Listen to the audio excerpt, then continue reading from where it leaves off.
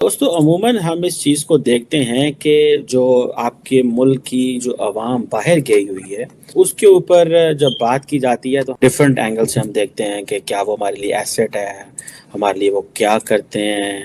ابھی حال ہی میں انڈیا کے بارے میں تو کہا جاتا ہے کہ وہ بڑی دنیا میں جو ہے وہ اس وقت کہا جاتا ہے کہ چھائے ہوئے ہیں۔ دنیا میں کہا جاتا ہے کہ اس وقت 281 ملین لوگ جو ہیں وہ مائیگرینٹس ہیں، جن میں 18 ملین انڈینز ہیں، تقریباً 2 کروڑ بندہ بنتا ہے آلموسٹ، اس سے زیادہ ہی ہوں گے، کچھ ایلیگل بھی ہوتے ہیں، ظاہری بات ہے ہر ملک کے، جیسے پاکستان کے بہت زیادہ ایلیگل ہیں۔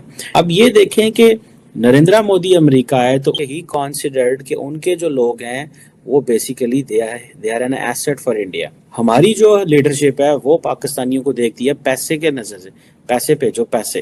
میں امریکہ میں ہوں تو میں بہت سارے اپنے پاکستانیوں کو ملتا رہتا ہوں، دوستوں کو، فیملی کو، ان سے ملتے ہیں تو وہ ہمیں پتہ چلتا ہے کہ مائنڈ سیٹ کیا ہے۔ سو ہماری لیڈر عمران خان آتا ہے وہ صرف پروٹوکول ہی پروٹوکول، جسے وہ کہتے ہیں نا پروٹوکول کے علاوہ وہ کہتا ہے چکر ہی کوئی نہیں ہے، اور میں عام آدمی سے کیوں ملوں، میں یہ کیا ہے، یہ کیڑے مکوڑے ہیں، نام یہ کہے گا عام آدمی، لیکن ان کے لیے کرنے والے کچھ نہیں ہوتے۔ سو یہ چیز ہے، that is what I. Doctor صاحب ایک تو وہ بڑا اندوناک قسم کا واقعہ ہوا کہ کہا جاتا ہے کہ ایک شپ جو گریس پہنچ رہی تھی اس میں کوئی 750 لوگ تھے، سنا کوئی 300 سے 400 لوگ پاکستانی تھے، اور سنا کوئی 10-12 لوگ ہی ٹوٹل بچے ہیں پاکستان کے اندر۔ اس کے اوپر قومی سوگ کا دن اعلان کیا گیا ہے طاہر صاحب، اور امریکہ کے اندر نریندر مودی صاحب وہ تو ایمرجنگ ٹیکنالوجیز کی بات کر رہے ہیں، اور وہ یہ تو ہم 75 سال پہلے آزاد ہوئے تھے، ہمارے بچے شپوں پہ جا رہے ہیں، وہ ایمرجنگ ٹیکنالوجیز پہ بات کر رہے ہیں۔ سو چیمہ صاحب یہ جو جن لوگوں کی ہم بات کر رہے ہیں آج، جس پہ جتنا بھی افسوس کیا جائے کم ہے، یہ کئی ماؤں کے بچے ہیں اور جن کی ڈیڈ باڈیاں بھی کئی لوگوں کی نہیں مل رہی، اور یہ المیہ ہے پاکستان کا، اس میں کوئی شک نہیں۔ بتایا جا رہا ہے کہ وہ مارے گئے ہیں یونان کے کوسٹ کے بندرگاہ کے پاس، اور سب سے تکلیف دہ بات یہ ہوئی ہے کہ یہ لوگ بچائے جا سکتے تھے۔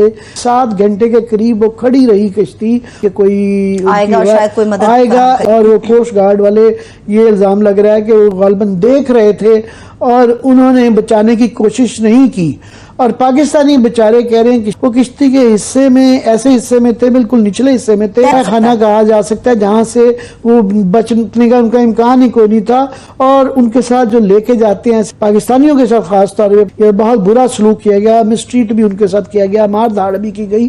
یہ وہ جو بچے ہیں لوگ، انہوں نے یہ بیانات دیے ہیں، 12 پاکستانی صرف بچے ہیں، باقی سارے مارے گئے۔ کشتی ڈوب گئی، سینکڑوں پاکستانی بیچارے مارے گئے، ماؤں کے لختے جگر مارے گئے۔ اس کو نیو نیٹ ورک جو ہے، نیو نیوز جو ہے، وہ اس کو رپورٹ کر رہا ہے کہ پاکستانیوں کو جان بوجھ کر کشتی کے سب سے خطرناک حصے میں رکھا گیا تھا۔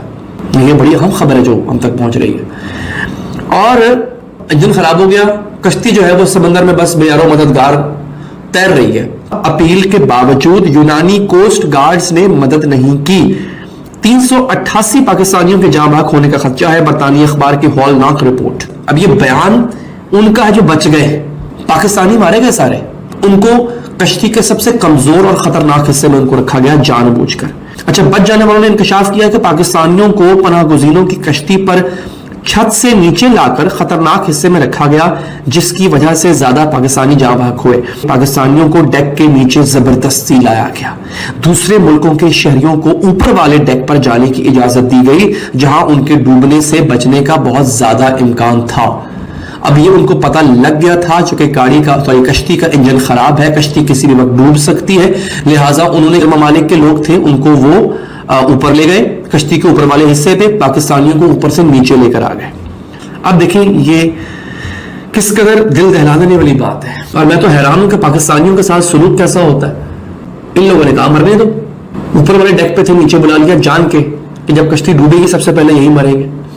یہ کچھ بڑے اہم فیکٹس ہیں جو اب تک سامنے آئے ہیں، اور یہ بڑے خطرناک فیکٹس۔ آپ کہہ رہے ہیں ڈوبے ہیں، وہ ان سب کے پاس لیگل ویزا تھا، یہ کہہ رہے ہیں آپ؟ جی، جو ہماری ابھی تک جو انویسٹیگیشن ہے اس میں جو وکٹم فیملیز ہیں جنہوں نے ہمارے ساتھ رابطہ کیا، اور اس کے ذریعے سے پھر ہم نے لیگل ویزا کہاں کا تھا؟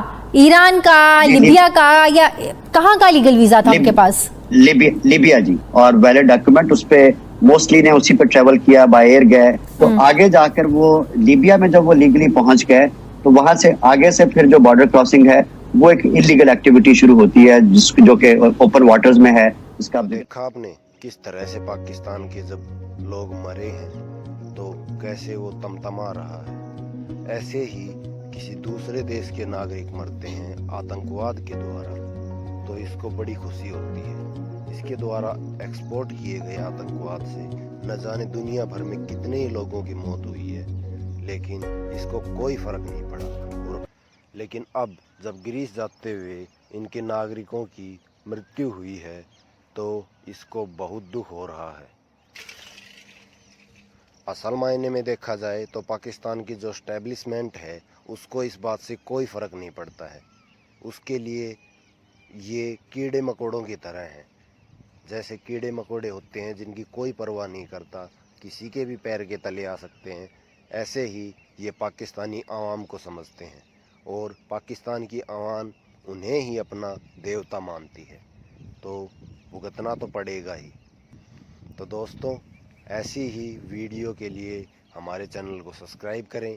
हम भू राजनीति या जियो पॉलिटिक्स से संबंधित खबरें आपको दिखाते रहेंगे। चैनल को सब्सक्राइब करें, वीडियो को लाइक करें।